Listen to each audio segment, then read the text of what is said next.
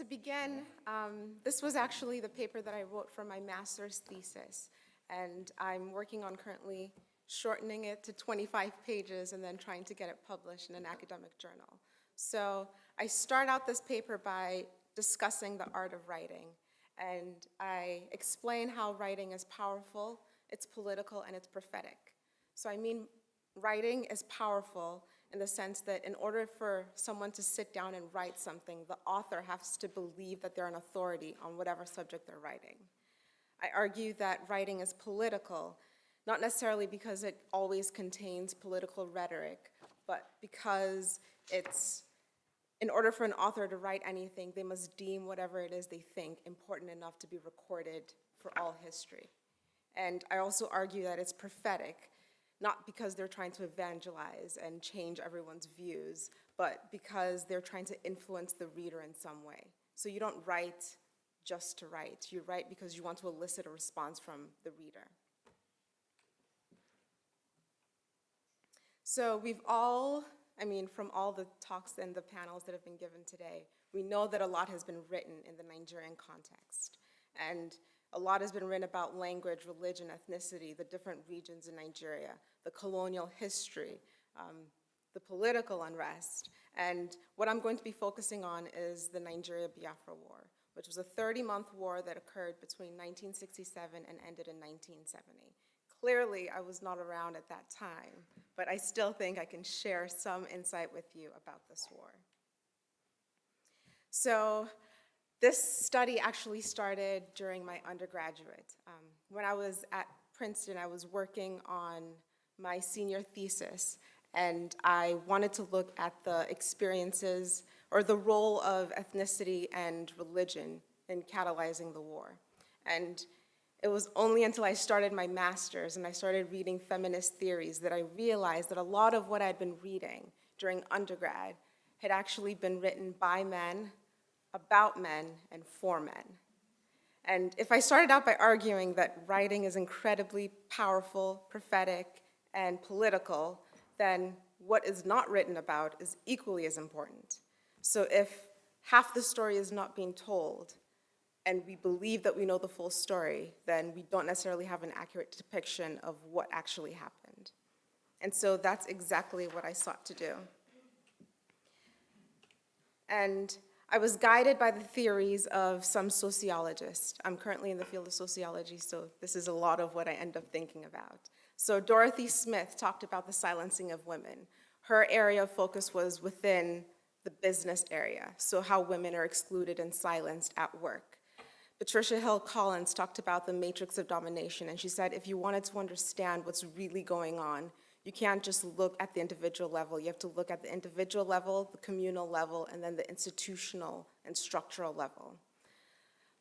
Mohanty, she's an Indian theorist and a feminist, and she talked about how in order for one to actually really understand what's going on, not in the West, you can't look at things from a Western point of view. And lastly, Avery Gordon talked about ghostly matters. And she said that life is really complicated. And in order for you to understand the nuances in life, you have to look deeper into the power relations and the power dynamics that exist. And that's exactly what I sought to do. So I ended up going back to Nigeria, and I conducted in-depth interviews with women who had been alive during Biafra and experienced it. And I simply wanted to know what they experienced. And when I told everyone that I was going to be studying this, they would all say, that's such a fascinating topic. Make sure you interview this person. And whoever they told me to interview always turned out to be a man. And to me, it just seemed as though I told you I want to understand the experiences of women during the war. And you're telling me that in order to understand what women went through, I need to talk to a man to fully digest that and to fully understand that. And so I'm a little stubborn. Maybe it's because I'm the third out of 4 children, but I made sure that the only people I spoke to were women because I really wanted this to be a piece that was written by a woman, about women, for women. And so what I ended up with were 7 themes that arose from the interviews that I conducted. And I'll go through and read some of the quotes that the women provided. The first theme was religion, the importance of religion in their lives. So religion influenced them before the war as well as during the war. And one woman actually stated that, "I remember we would pray in the morning. He," and she's referring to her father, "would wake us up, we would pray. In the night before we go to bed, we would pray. And there was nothing we hated as that one, because in the morning he would come and wake you up and you would be praying and you'd be doing this." And she's nodding because she's falling asleep because it's too early to be praying. And she goes on to say that we didn't know what it was doing for us because that it was guiding us today. That is what is guiding us today. If we had not formed the habit then, the problems of life that one normally faces would have, made some people go either left or right. But now, because we were introduced into prayer, saying our daily prayer, it is no longer a problem. Everything, we take it to God in his prayers. So religion was part and parcel of our upbringing. So in learning and being taught how to pray each day, she was able to survive all the atrocities of the war. Another theme that came up was the salience of ethnicity. So one of the women that I spoke to described how before the war she had never met anyone who was not Igbo. And it was during the war that she met the first Hausa man. And I'll read a passage of this. "I was born in the village, brought up in the village. My primary school was in the village. My secondary school was at a neighboring village. So I didn't have the opportunity of meeting people of other ethnic groups. Yes, the first time, in fact, I will tell you that I was already a very big girl. I was already in secondary school when I saw the first Hausa man. He was a driver, and he brought goods down from a townsman who was living in those days. So when we saw this Hausa man, we were all," and she acted shocked. "I said, this man is an Hausa man. We have never seen them before. I'd never seen a Yoruba before. Yes, I had never seen a Yoruba. I had never seen an Hausa. It was just Igbos." So prior to the war, their experiences had been just with people who they knew. And the people they knew at that time were Igbos. Another theme that came up was how the war disrupted their roles. Some of them, before the war, the people I talked to were university librarians, they were teachers, they were traders, farmers, some of them were students.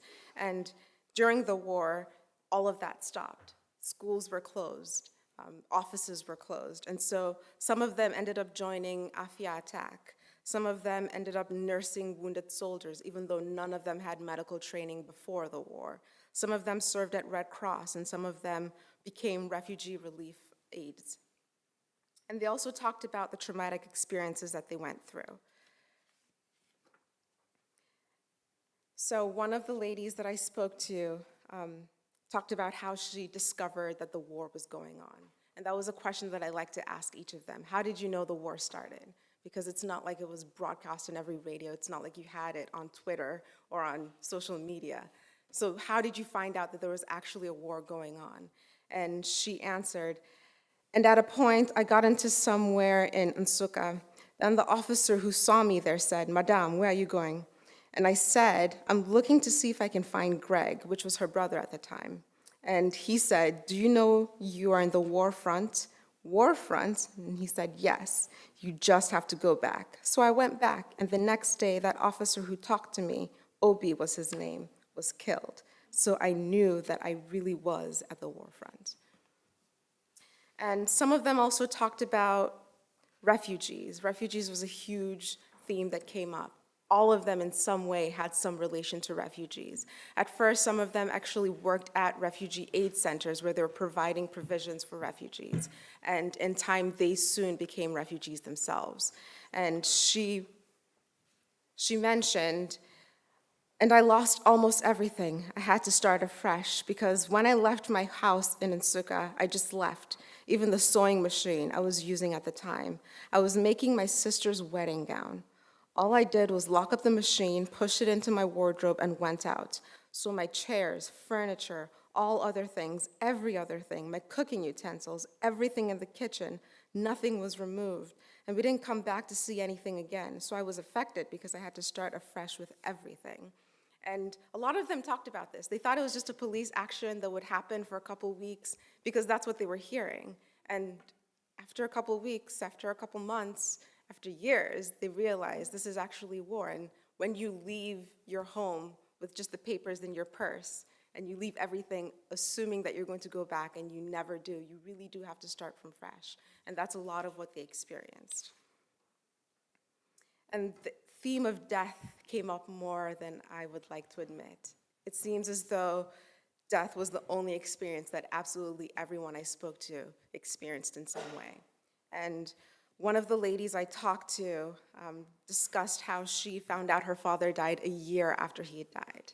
And another one narrated what it was like to find out her brother had died and go and identify the body with his newlywed wife, her sister-in-law. And she said, "So they waited for us until we came in. We now saw the corpse, and my dear brother was still bleeding. And Catherine, which is her sister-in-law, could not leave him alone. She was kissing him all over there, even the blood." And she takes a really long pause. And she says, "It was so difficult to pull her out and leave. He's already gone." It was a very bitter experience. And this was years later. And having them speak about these experiences, it made me realize why it took so long for my parents to ever bring this conversation up with me. I was the one who had to broach this conversation with my parents. And the last theme that they left me with was the generational shift. So a lot of these women ended up expressing concern about the youth today. They expressed concern that the youth today are forgetting the lessons that they had to endure. And one of the quotes that a lady told me was, "Well, nobody who experienced the war should think about going to war again. Nobody. It's only the young ones who did not experience it. If they hear the history, they'll say the things we said that time. Ochuku, give us gun and knife. Let us go and kill these people. That's what we were saying that time. And it's only these young ones that could say such a thing now. But for anyone who really experienced the war, who wouldn't want to say such a thing again? But in our heart, in my heart of hearts, if we could be Biafra, I would love it." And she laughed for a long time at this point. And she said, "Let us be on our own. But once it's not possible, then we have to go on and be one Nigeria. But we're appealing to them, just give us a chance." And so I'd like to end this with an Ashanti proverb, and it says, "When you follow in the path of your father, you learn to walk like him." And I think this is a lesson that we need to learn when we only hear half the story. So if we only hear the male narrative of the war, that's all we'll know. But in learning about these women and in hearing about them, it's clear to me that there's a value system where activities of men are judged as more important as activities of women, where warfare is considered more important than child rearing or building communities. And this results in the basic error of seeing half the story and believing that the half of the story that you've seen and heard is the complete story. And the selective memory deprives both men and women because the next generation only sees one set of footprints and they don't realize that there are different pathways that they can actually walk across.